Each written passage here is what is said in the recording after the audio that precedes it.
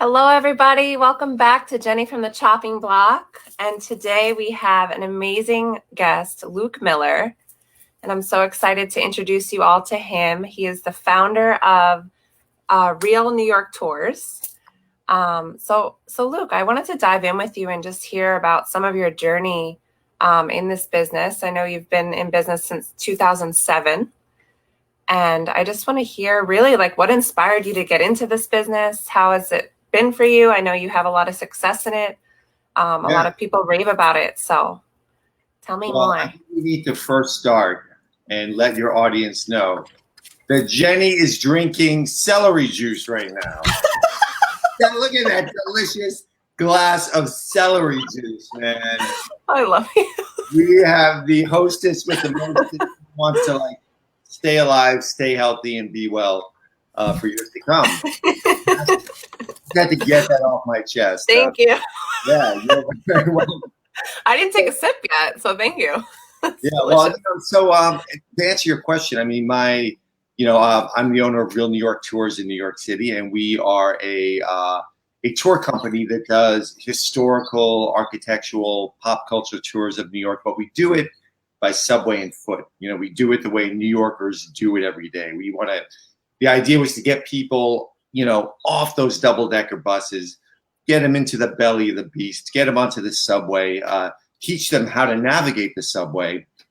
But also take them to places, to the hidden gems, the little side streets, the cracks, places, historical sites that they might not see normally on a regular generic tour. That was the idea behind our company. But this company probably started when I was a little kid in some weird way. It's funny, I went to a psychic years ago, maybe 30 years ago. And she said to me, she was like, I see you doing something with storytelling. And I was like, oh, you mean like my music? Like my band's going to become huge. I'm going to be a rock star. And she was like, no, that's not it. Wow. Like, I can't really tell you what it is. And it was only a few years ago that I remembered that because I recorded that session with her. And I realized that's exactly what I do. I tell stories. So kind of interesting. It's funny, I saw one of your latest reviews where you're such a great storyteller and you should have your own show, and somebody was raving about it. So it was how did she know that?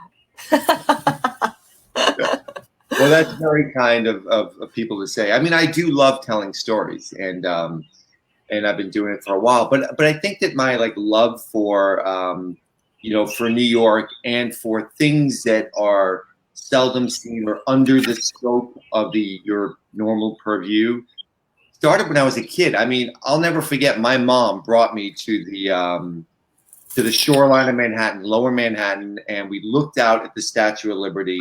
I was probably 7 years old, and she pointed to the Statue of Liberty and said, Luke, we are going to go and we're going to climb the Statue of Liberty. And I thought she meant the outside. I was like, no.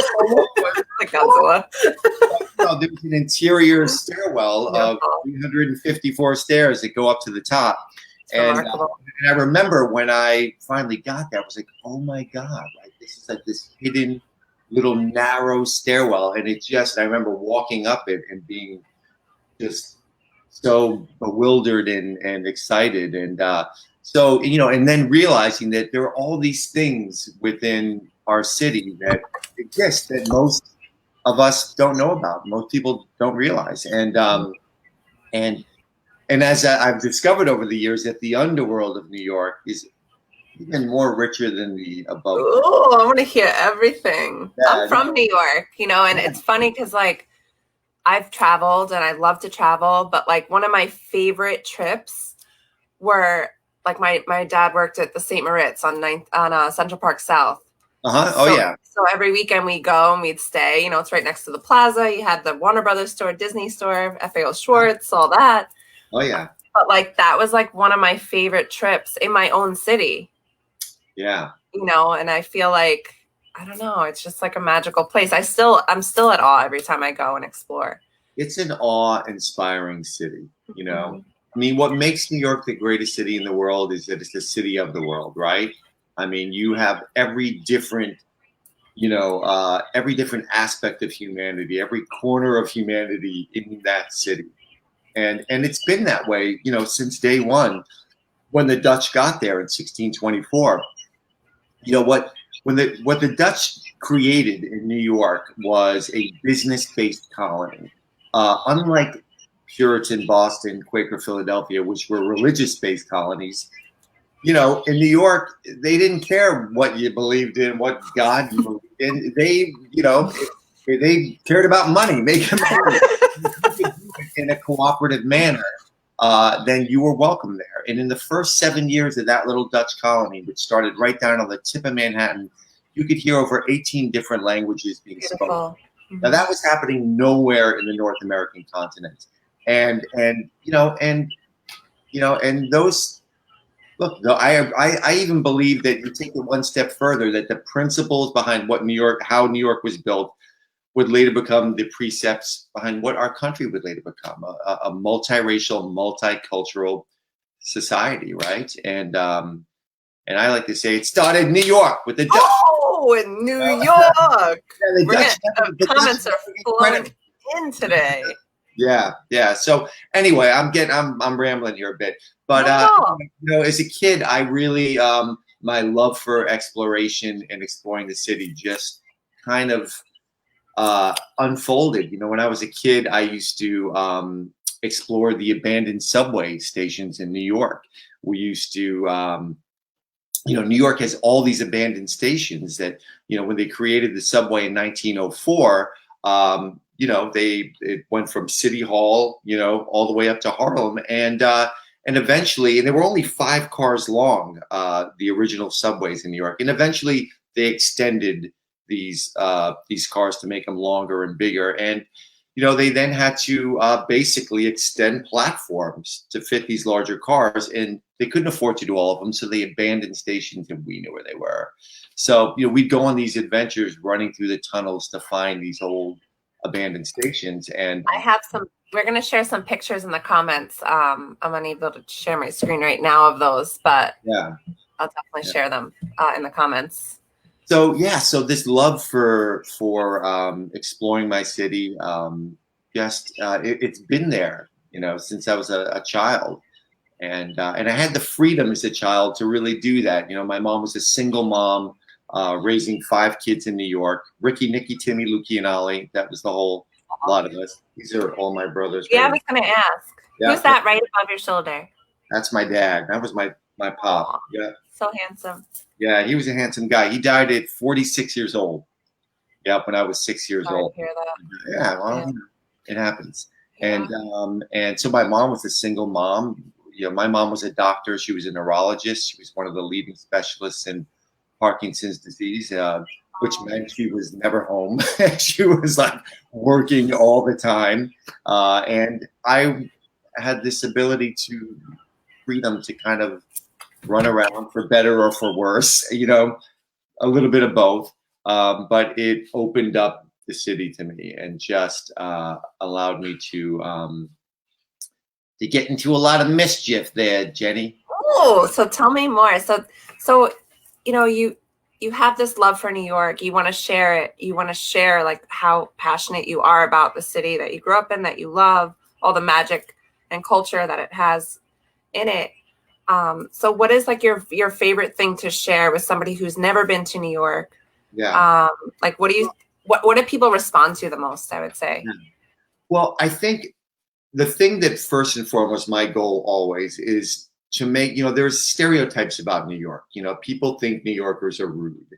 And I always believe that New Yorkers, we're not so much rude as we are just busy, right? Like, what do you need? All right, you gotta make a left and go down the road, right? Like that's kind of, what it's like. And New Yorkers are some of the most genuine people. And so I love being able to tear down these stereotypes of New York when people come to visit for the first time.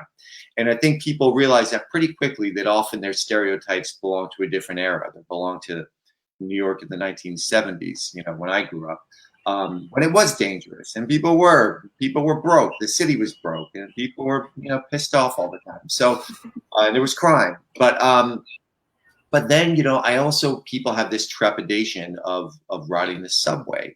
and I just always want, I want people to come to New York and first and foremost feel like they're hanging out with a friend rather than just a stranger. And that's always been my goal, to make people feel like family, and to watch them throughout the day kind of blossom like a flower, right? Like they come and they're like, and then all of a sudden you just watch them, their eyes start to light up, and maybe they drop something and a New Yorker picks it up and says, hey, you dropped this. And they're like, oh my God, thank you.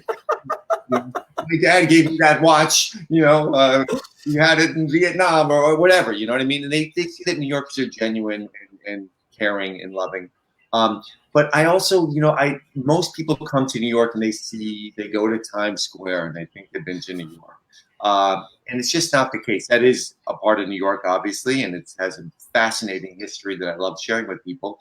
But I like getting them into the nitty gritty.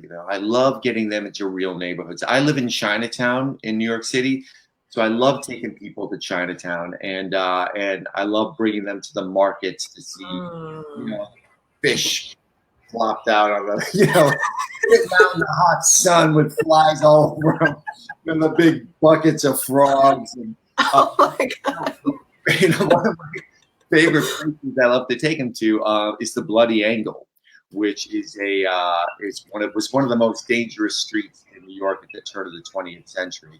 There were probably more murders on the Bloody Angle than really in that little nook down there than any other part of New York City. And it's where the Tong Wars happened, the Chinese gang wars at the turn of the 20th century. And what people don't know when you're walking down that little street in that area is that underneath you is this maze of tunnels that the Chinese used for all sorts of nefarious reasons. During their gang fights on the Bloody Angle, if the cops came, they could literally go underneath the streets. Like Ninja Turtles? Like Ninja Turtles, man. Oh. Like Ninja Turtles. They dragged dead bodies through there.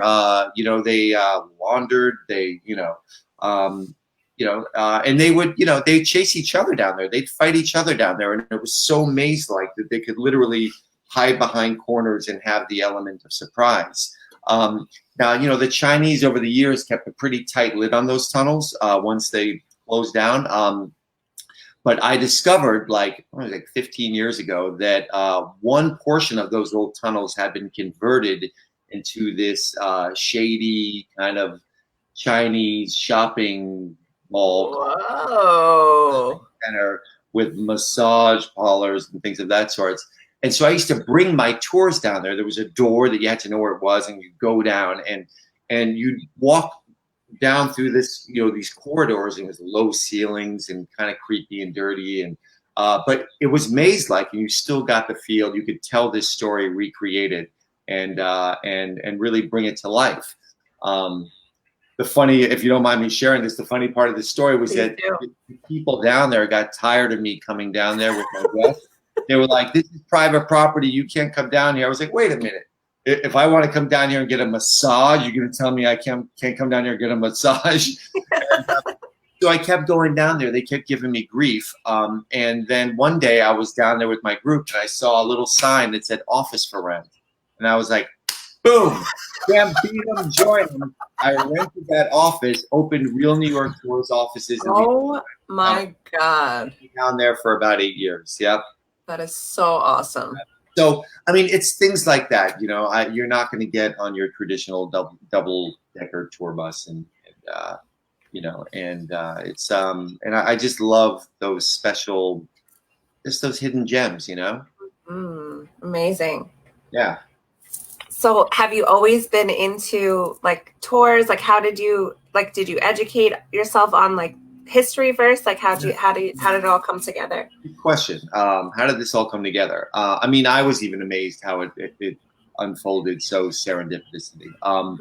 So I was in school getting a degree in history, and I thought I'd become a school teacher, a history teacher. This was in my late 30s. I was a late bloomer, Me too. So and then I started doing. I was working a dead end job that I couldn't stand, and my wife was like,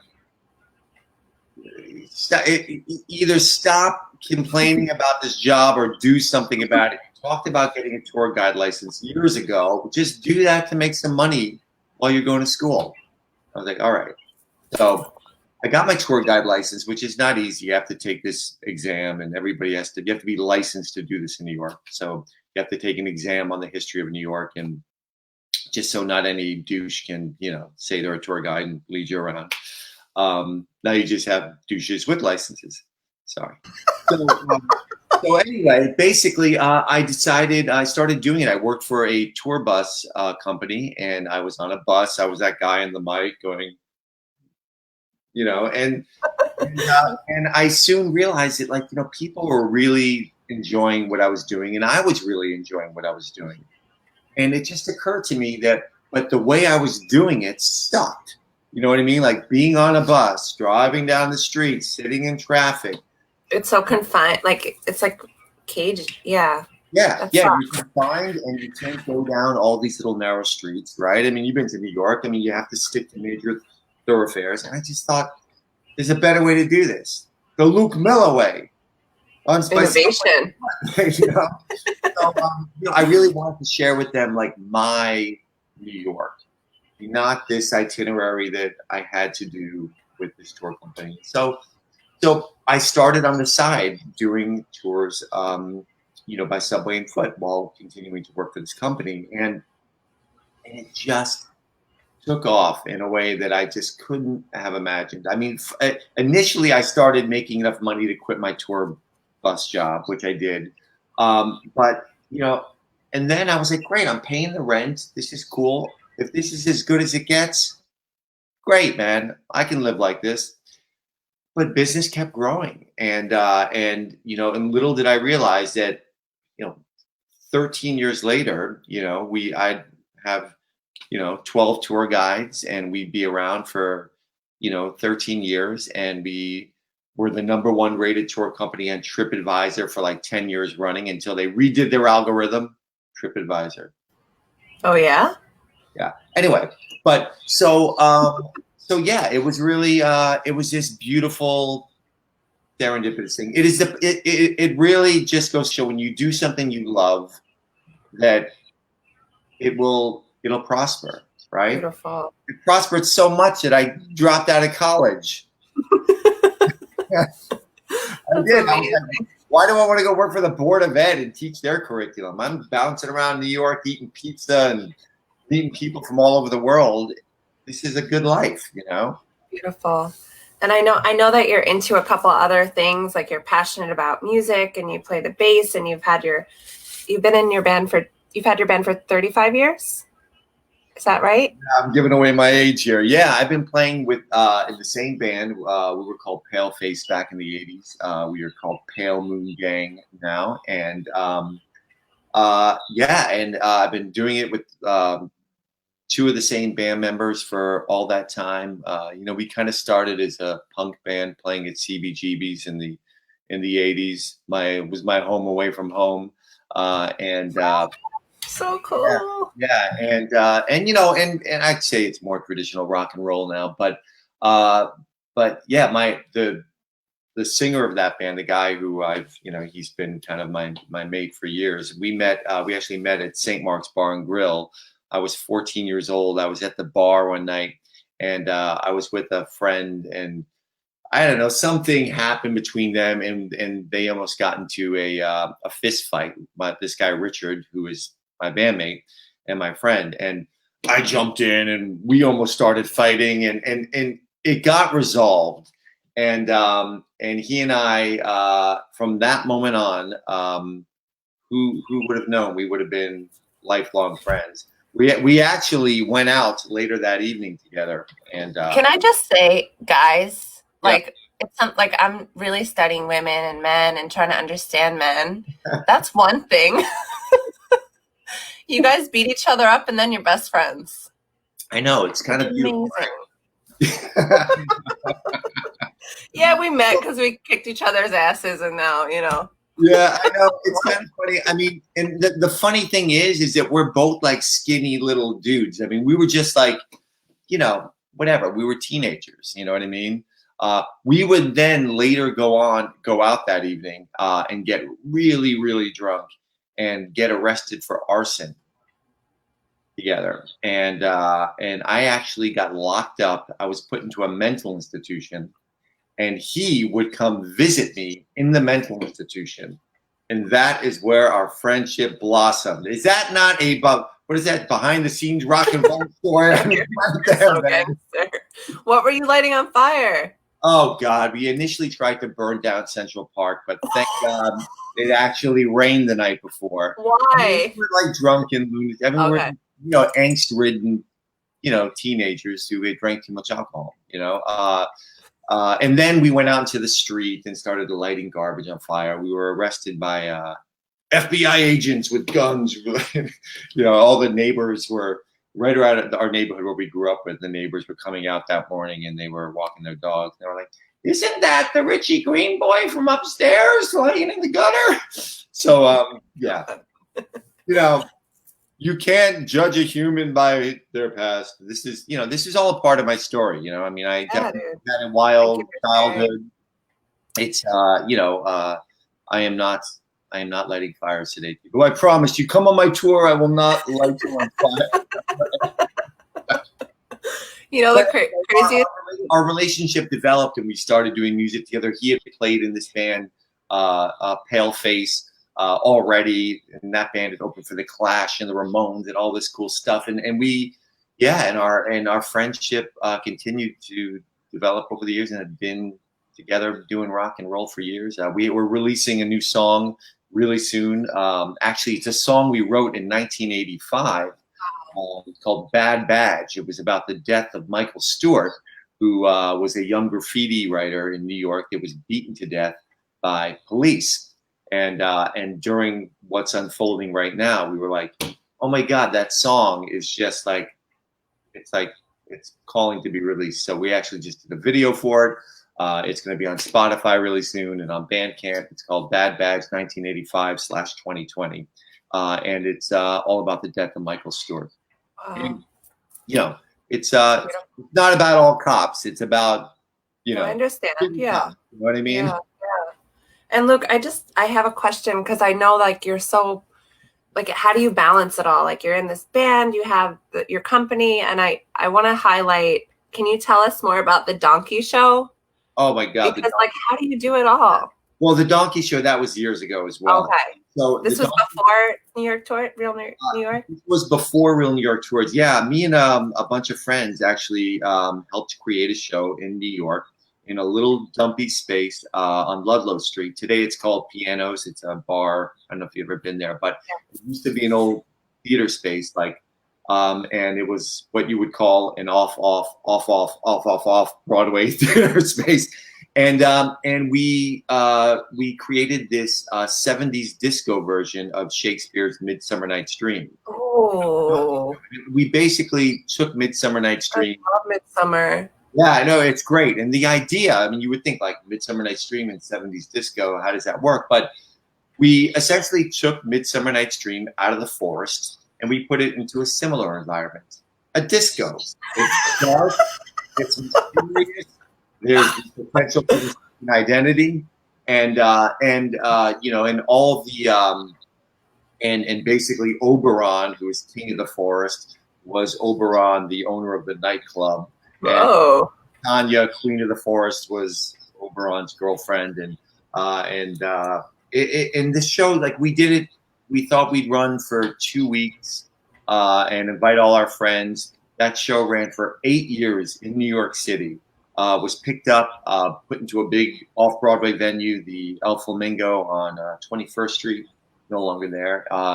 That show took me to London, Scotland, France. For 2 years to do the show out there. That show just closed after a 10-year run at ART in Boston at Harvard. And so, yeah, I mean, once again, serendipitous adventures, right? Like you have the courage to try something. I mean, I I played a fairy in that show, Jen. All right. I wore nothing but a little sarong, lots of glitter and makeup. Oh, it's very You know, scandalous. and it was, well, you know, at the time, I mean, it wasn't really who I was, but I had a girlfriend that was part of the theater company that was starting this project. And she said, you know, we really need somebody to play a fairy. Would you play a fairy? And I was like, oh, is this good for my rock and roll image?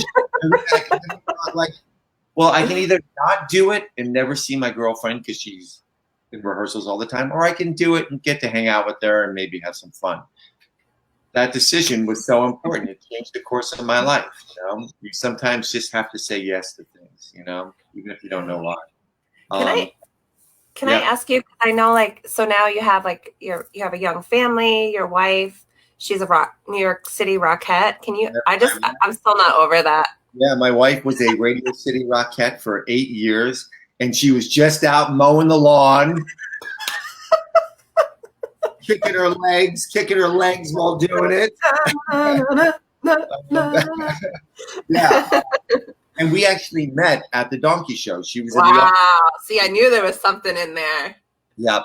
And anyway, so she's now a retired Rockette. We have 4-year-old twins. I am one of those guys that thought it would be a great idea to have kids at 47 years old. Rockstar. But actually, I am. It was really I wasn't ready before, so it's been and their names are Castle and Ruby, and they are just amazing kids, man. They're really theatrical, really fun, and just bring a lot of love and a lot of joy into my life. So, yeah. Beautiful. Yeah. Oh, that's amazing. It's the best. It's the best, man. You know, my every day with them is like, you know, they do this thing.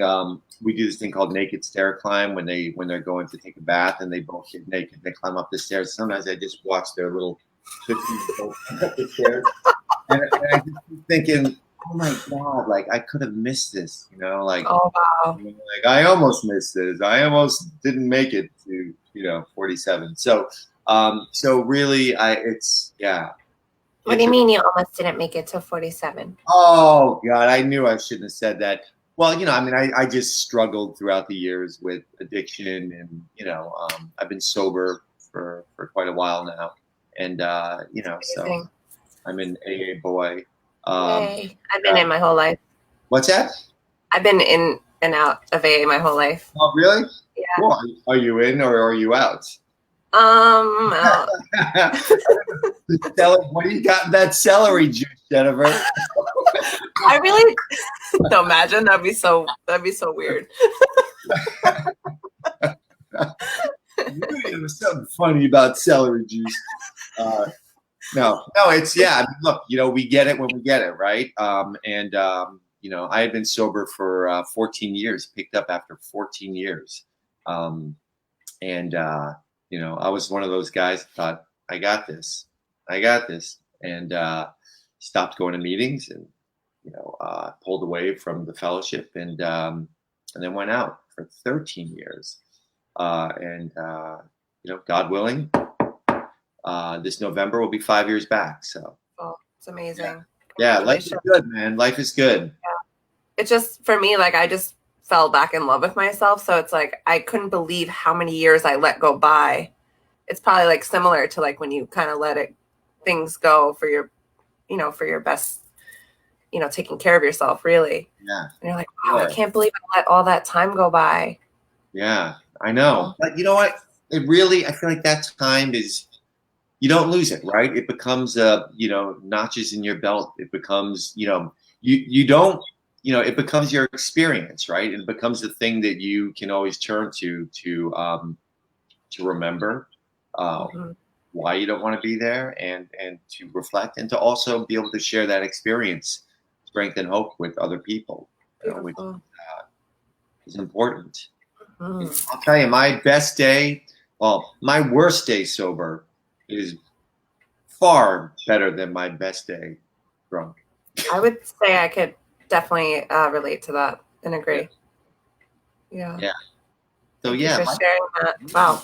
Yeah. Sometimes you have, I have these talks and I never know what's going to come, and like just those messages, Yeah. that I'll probably carry with me forever. Running down Central Park, alcoholism, donkey shows. Yeah. It's the magic of, of, And another thing is that I've been doing these shows since March, and you never know who else we're affecting just by being honest and open. And I have my dear friend here, Jameson. He just said, "Wow, thank you for sharing about your addiction. I've been to rehab 4 times, so I always relate to others who have been through the same struggle. Much love." Yeah. What's his name? Jameson. Yeah. Hang in there, Jameson. You're worth it, my brother. Mm-hmm. He's actually been on the show also, and just has a beautiful story and beautiful heart. And I mean, addicts and alcoholics are really they're amazing people, man. They really are. I mean, the family, and to me what is so incredible about it is that look, for years, doctors, professionals have never been able to help alcoholics and addicts. There's no cure for this. But what has worked for thousands and thousands of alcoholics and drug addicts is the therapeutic value of one addict helping another. You never could have told me that I'd end up in church basements with a bunch of drunks and junkies. I love you so much. It would save my life, man. I mean, it's an incredible thing. The therapeutic value of one addict helping another, and people do it. Hearing stories of people that their stories were far worse than mine, and that's really bad, and they're living their lives sober. And I remember, I'll never forget, even as a kid, like going to AA and being like thinking I had it bad or something, and then like hearing some of the other kids talk, I was like, whoa. But everybody's bottom's different, right? Like some people have more emotional bottoms, some people have more physical bottoms. I mean, it's important to identify with the feelings really, and not so much each other's stories. I was young, but I'll never forget that thought, just like, and that it was relatable. Yeah, sure. That's cool. Yeah. That's great. If you ever want to catch a meeting in New York, man, let me know. I would. And I have some friends. I wonder if we have some mutual friends also. We very well could. Yeah. Yeah. So you want to chat a little bit more about my company? Yeah, I wanted to talk about how is everything now? Like that, are you still doing tours? Because I actually took a trip with a girlfriend not too long ago to New York. We had the best time. But like, how has that been? I know you started doing the virtual tours, which I just would you ever turn that into a show or something? Like, I just feel like you have so much to share. I would love to. I mean, in fact, I've been talking about that lately. So in regards to how things are now in regards to work, it sucks. I mean, plain and simple, like nobody is coming to New York in 2020. Who knows if anybody's coming, for the first half of 2021. So, we've had to really do the COVID shuffle, man. We've had to think about how we're going to restructure things. So first thing I did was I took my family out of New York City because we live in a 1-bedroom apartment in New York City in Chinatown. And we have a house up in Connecticut. We have this really cool old salt box colonial house that was built in 1734. I live in a historical dream, So cool. And house is like a museum. And so we were up here and we talked about doing Zoom-based tours, but I couldn't really go back to New York and do them at the time. So I created a Zoom-based tour of our town here, which has a lot of Revolutionary War history. And we actually come into my house and visit our home. And this house has a fascinating Revolutionary War history. So we started doing that, and then we created a few Zoom tours that we're going to be doing in New York. But the thing is, how do you get people to do Zoom-based tours? I've been going online, seeing some of the tours that are going on, like virtual tours, and it's people sitting at home doing PowerPoint presentations. And to me, that doesn't seem like fun. So, I'm going to be on the streets in New York, with the gimbal and my thing, and sharing the city. If you can't make it to New York, I'm going to bring it to you. And we're going to gear. I think that the real people who are going to hopefully buy this are student groups. I mean, schools are going to be looking for content, especially if the kids aren't going back to school. And so I think I've already done. I did a group of 61 kids from Arizona. I did our local school here. So I think student groups is going to be the way to go. I think they're going to be looking for content, and then private ones as well for just that family that's sick and tired of sitting around watching reruns. Do something different. And this is what we're going to try and do this fall to just get people back in. I mean, look, I'm hopeful. New York always bounces back. It always does. We bounced back after 9/11. New York deals with crisis. This is a city that perseveres and overcomes really difficult times. And I've seen it happen. I mean, I've experienced it in my lifetime. I know about it from historical reference before my lifetime. New York will be okay. I believe in this city. What do you? Because I agree and I feel it, and we have that in our heart and it just is. But why do you think we're able to do that and bounce back from crisis so powerfully? I think it's two things. I think one, that New Yorkers are a little bit kind of like, I'm so cool, you can't keep me down. You know what I mean? New Yorkers are a little bit like that. They're a little cocky, right? And that can be a detriment, and that can be, a positive in many ways. But I think it also has to do with experience. We've been through it before. New York has been. I mean, look. And we went through the draft riots, during the Civil War. The whole city was freaking burning down. They were lynching people, there were riots in the streets. New York bounced back from that. We bounced back from 9/11. There's been all these periods in New York history where we have been challenged. And but the thing about New York is that I think because we are a city of the world, we are a city that truly. I was not talking to you, Siri. She's like, Siri? We're a Siri of the world. No, I did not say Siri. Anyway, I think, you have this confluence of energy from every different walk of life, from every corner of the world. And nobody comes to New York to just live. People come there to follow a dream. New York is a city full of dreamers.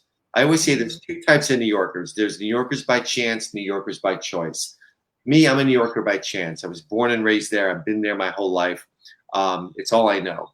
But it's those New Yorkers by choice, those people that leave these small towns from all over the world, leave their comfort zone, come to this city that is overwhelming, and to follow a dream, to follow a dream. Those are the real New Yorkers. Those are people that I truly admire. And so when you have a city full of dreamers, how can you keep that down? How can you keep that place down? Just can't. Wow. New York is going to be all right. Beautiful. Yeah. So and we always, I mean, look, I was chatting with you earlier about this, that during, when the Trump administration took office and when the travel ban was implemented, people in New York were pretty upset. We're a city of immigrants. We're a nation of immigrants. But in New York, we were pretty bummed, and we were feeling my wife and I were feeling pretty hopeless about the situation. And what could we do? We thought, well, we can't really do anything. The crisis was unfolding in Syria, and we thought, this sucks. We're just, I'm a tour guide. Like, what can I do? You're a Rockette. That's great, but what can you do? And then it just occurred to me, do what you do, right? Which is welcome people to New York. So I reached out to a Islamic crisis center, and I said, hey, do you have any Syrian refugees that have just got into this country in this area before the travel ban that would like to do a tour of New York? We'd like to welcome them to New York and offer them a free tour. 150 Syrian people signed up for this tour. Okay. And it was absolutely phenomenal. We had to fundraise to pay for their lunch, their subway. I mean, it was one of the most beautiful experiences of my life. You know, these people were so appreciative, and they were so loving, and I had to get Islamic translators, but you know, we had this language barrier. But man, the hugs were endless. I didn't hug the women. You can't hug, you know, Islamic women. It's you know, it was also one of those things you have to learn, like the cultural difference, you know. But it was beautiful, and we did a whole week of touring for all these people. We made sure everybody got a tour, everybody got lunch. We welcomed them to our beautiful city. We took the kids on their first carousel ride in Central Park. Syrian children. I don't know if you've ever seen Syrian kids. They're beautiful. Yeah, they're beautiful. Light eyes. They're just stunning. But this is a great story. I brought the kids to the carousel in Central Park. I didn't realize that Donald Trump, the Trump organization, leases the carousel. We get there with all the Syrian people, and it says Trump Carousel. And I'm like, holy crap, this is a little awkward. You know? So I thought, all right. So I thought, you know what? This is kind of divine justice. Like, oh my gosh. First carousel ride on Trump's back. Fantastic. We took those kids, 30 little kids with hijabs, all riding the carousel. The New York Times was there, took a picture of 30 kids all smiling on Trump's carousel. The next day, I come back with the next group of kids, and the only Trump sign on that carousel was taken down. And it went from Trump Carousel to Carousel. to Luke Miller Carousel. I asked the guy what happened to the sign. He said, I don't know, but they literally took it down yesterday. They said, we got to take it down. NPR followed up with the Trump organization. They said it had nothing to do with it, but yeah. Oh man. Maybe we got the Trump organizations or the administration here, you know. But it's just a beautiful. Yeah. Thing. I love that. You know, you said like you can't always like communicate. Like when you travel, like I've traveled, like say even the Bahamas. Like I spent the day with people from the Galapagos, and like we couldn't say anything to each other, but like we did. Yeah. You know, and it's like when you have that like body language, or we communicate more with that than even our words anyway. Yeah, the language of love, man, right? Yeah. Language of love. It's powerful. Yeah. You know, love is probably it's the most infectious thing in the world, right? Secret ingredient. Spread that, man. Spread that. Watch it spread, you know? Really believe it's really what we need right now, right? Yeah. Definitely. Sure. And, you know, I have this dream that I want to like, you know, like I love Anthony Bourdain. Yeah. And I love food, and I love connecting with people over food. Yeah. But like, I wonder, like, how did he make money? I know that's like not always like important, and not to chase it for that, but how did he make money? Well, he was definitely paid for for his show, but you mean prior to that? I mean, he had been a chef for years. No, I knew. Yeah. I read his book. Yeah. I was belly laughing. Where he was a funny guy. Because it's all true. Nobody talks about it, kind of thing. Yeah. I mean, I would love to do that. I mean, but anybody would love to do that. People would love, everybody's got a book they want to write. Everybody's got a show they want to do. I mean, and there's times when I feel like, well, what makes mine so fascinating? But look, everybody's got a story, and they're worth sharing, and yeah, I mean, look, you're doing something very cool. You know, you're, bringing to life people's stories and your own story, and creating, positive things in a shitty freaking time, man. Right? We need as much laughter and joy right now as we can possibly get. We really do. Definitely. You know, there's been a lot of blessings in this whole COVID thing. Oh yeah. You know, I mean, I get to hang out with my kids all the time, all 24 hours a day. You love it. They're exhausting. But look, the other day, my son literally said to me, he's 4 years old, he's like, this has been the greatest summer ever. And I'm like, whoa. I'm like, cool. The world's going to hell in a handbasket, but it's going to blow this summer. I can relate. Yeah, I feel like it has too. You know, so I mean, yeah, there's a lot of blessings coming out of this, and I think we just need to. I mean, the environmental blessings. You know, the fact that the Earth catching a break right now. Absolutely. Yeah.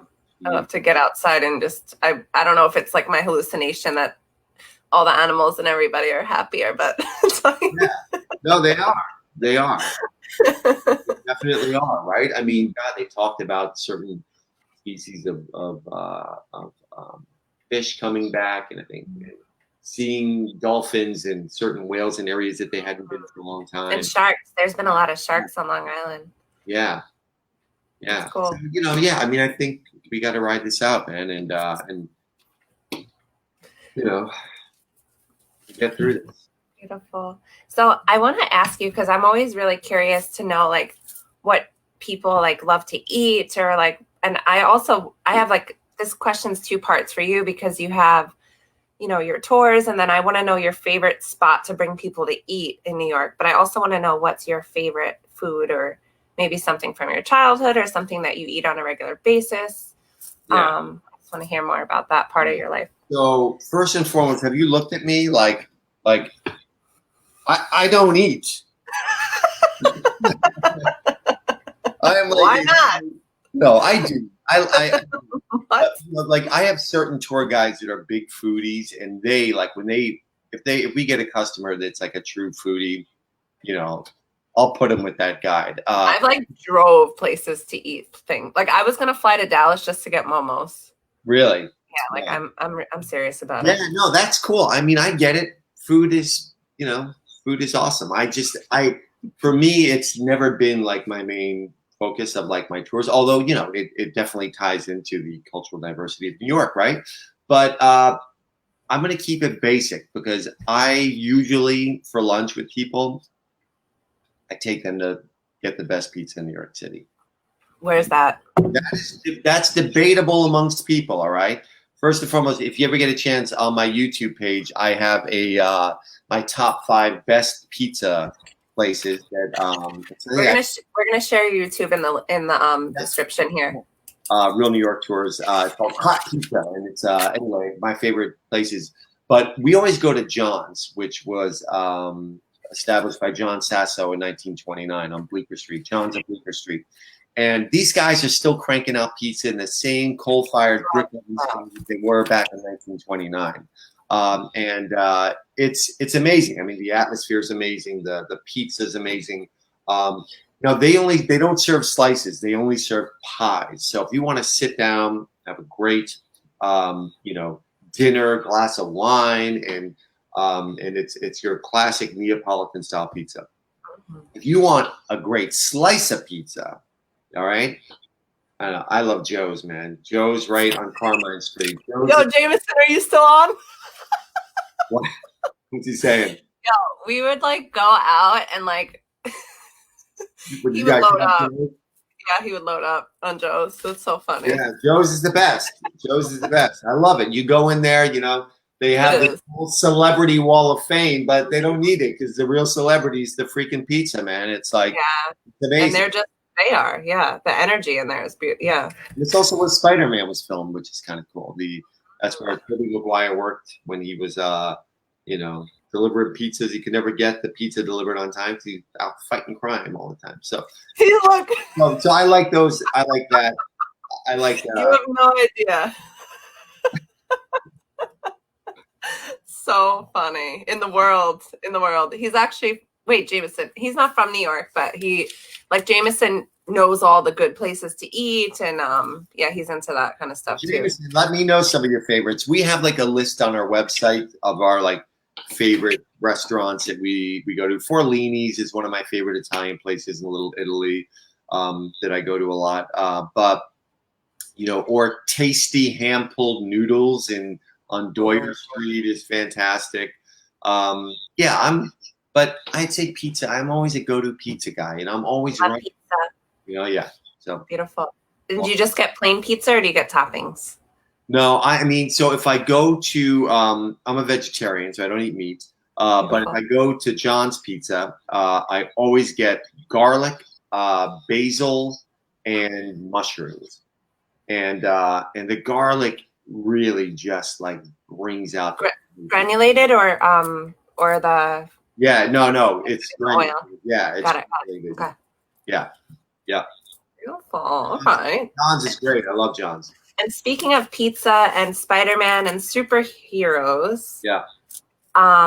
What if you could have a superpower, and I'm sure you have, but if you could pick like one as like a superhero, what would that be? Ooh.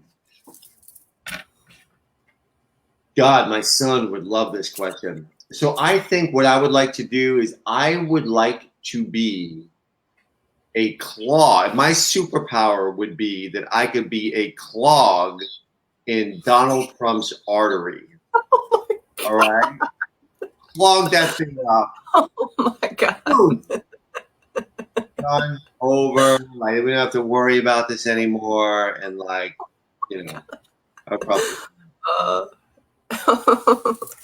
yeah, I'm not very happy these days with but it's but yeah, I don't know. I've never thought about that, but that would it kind of amazes me that Donald Trump is alive, right? Like I see like healthy people drop dead all the time, and Donald Trump's like running around all the time doing stuff full of stress, eating hamburgers and steak, and and somehow keep on going.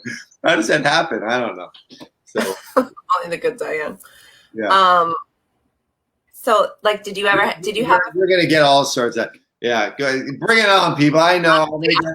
I worked for politics for years. Yeah. I've worked on campaigns. I've worked on the Help America Vote Act. That's really what I loved. Helping people vote independently. Yeah. But I am very familiar. I have friends on both sides. But I know where I stand. I know what a certain party's done personally for my family.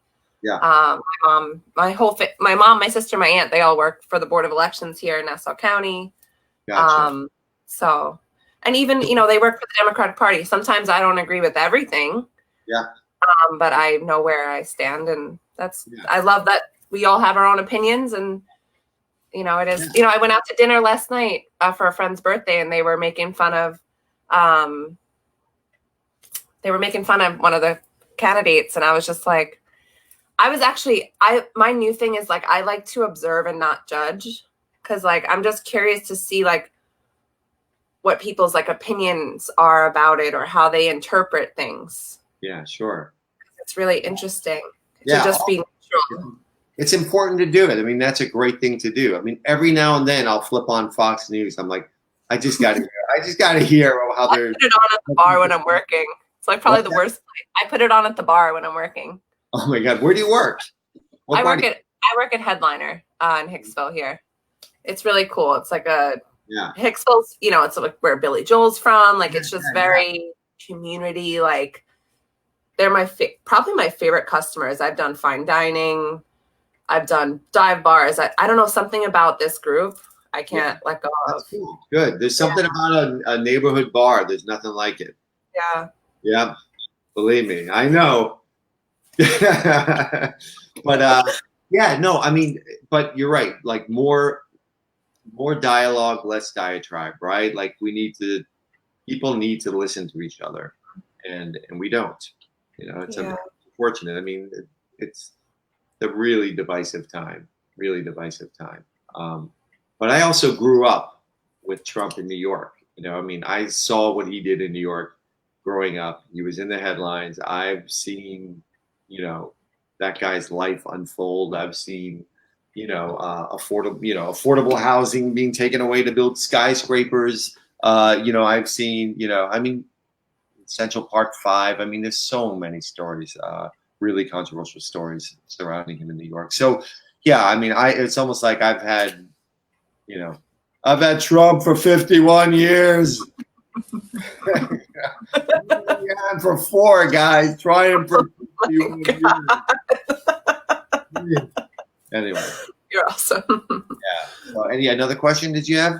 So the last question is really just like, I want to know like if there's anything that's helped you through this time, Because you know we're all in the same place, and I feel like Yeah. Together. But like, is there something that maybe you had like a realization that helped you that maybe could help the audience? I don't know. I just think it's a general feeling of just of just trying to be of service, right? Like, there are a lot of people that right now are either alone or afraid, or and I guess I do my best, and then sometimes I do this to a fault. I think more about others than myself, but I just think it's important to just be a loving force in the world. Take this opportunity to get closer to people that are in your life that maybe you haven't reached out to, and take advantage of the time that we have. The time. I mean, I have been so creative during this period. It's been really cool, and that's time I'm not going to get back. I have made video content, historical videos, which will be on our YouTube page and on Facebook, and and I've got to spend time with my kids that I'll never get back. So I just think that just be a loving force in the world. I have a really simple philosophy in life. You want to hear my philosophy? Comes down to one phrase, really. These are my words of wisdom to the world. Are you ready? I'm gonna cry. Yeah, I'm ready. Just don't be a dick. I feel right? Like, it's that simple. I was gonna be like, what? I was like, you lined it up so good. I ask myself that every day. Are you don't be a dick? All right. All right. Just like think about your actions, what you're doing, how you're treating other people, and just be kind to each other. Right. So when all else fails, just ask yourself that question: am I being a dick? Well, Luke, thank you so much for coming on, and it was just one of my favorite episodes. I just love getting to know you, and yeah, you as well. Thank you for coming on and sharing your light and your message. My pleasure. You. And I just want to acknowledge a few of our guests here. So Sandeep Roy just said his son just moved there to attend NYU, which I find cool. A lot of people I know are starting to go to their dorms and stuff again, which is cool. Yeah, great. What's he studying? Is that what he's studying? I'm not sure. I'll ask him in the comments. But do you have anything cool around that area that maybe he could? Oh my God. Everything. Washington Square Park is right there. I mean, he is like in the heart of the epicenter of where everything is happening. I mean, Greenwich Village is like always been a place for the left-wing, liberal, progressive thinking, counterculture, bohemians, novelists, poets, artists, musicians of the world. I mean, that kid is like, he's got the full scope right there. I mean, that is where, Mark Twain lived. That is Kerouac, Ginsberg. I mean, all these great writers. He should do a little Grove Street walk. Tell his son to do a Grove Street walk around there. Go see the park, Washington Square Park. Sit in the park in the evening when they turn on the old antique-looking street lights and people are sitting there playing guitar. Sit by the arch and just, feel the vibe. And also tell his kid that when he's sitting there in that park, that little does he know that there are 20,000 bodies underneath his feet in that park. That park was an old yellow fever burial ground. Those bodies are still underneath that park. So yeah, he can go ghost hunting while he's there as well for ghosts in the park, and he's gonna have no trouble. He's gonna have a great time. Beautiful. Yeah. Any other comments coming in? We just have my friend Ray. He's moving to the Carolinas from New York. I think he's missing, or he's starting to think about like how much he's gonna miss New York. Yeah. Yeah. Well, we'll always be here, Ray. Yeah. Yeah. As I sit in the country. He grew up in Woodside. Oh, cool. Woodside, Queens. Nice. Very cool. He wanted to know more about the tours, but that was earlier on, so I'm sure somebody asked if I was drinking kombucha. What is it? You can take a New Yorker out of New York, but you can't take the New Yorker out of there. Mm-hmm. I'm actually from Rockaway Beach, so I would, our family always says like you can't take the sand out of our shoes, kind of thing. Yeah, Rockaway Beach is great. Yeah. Yeah, I used to spend a lot of time out there actually. Mm-hmm. Yeah. My happy place. Yeah. All right. Well, we got a lot of thanks and love, and that's all we. RealNewYorkTours.com is our website, RealNewYorkTours.com. We will be back. We will be doing in-person tours again.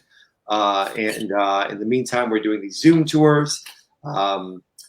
Check out, keep your eyes open for Pale Moon Gang's new release of Bad Badge, 1985-2020. Can I make a request? Sure. When you get back up, can I come on the tour? Yeah. Are you going to be there though? Yeah. And believe me, any work that comes in, I'm taking it, because we haven't worked since March. I had to, I have 12 tour guides that are not working right now. I mean, it's been devastating. Yeah. All right. Well, yeah, I will definitely, Jennifer, you will always be welcome on my tour. Beautiful. I want to learn from you. All right. It's amazing. Yeah. All right, guys. Have a great rest of your Monday. And it's been a pleasure, Luke.